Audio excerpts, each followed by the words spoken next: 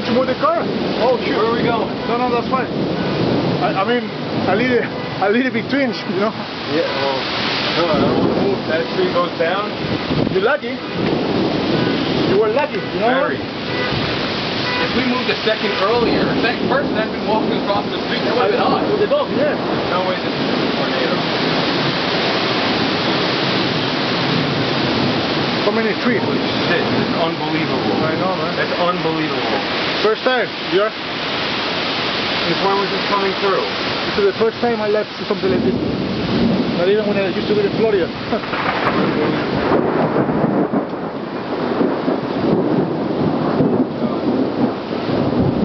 What?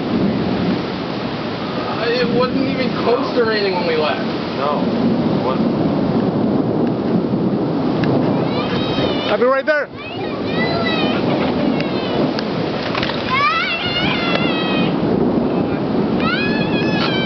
Yeah, coming.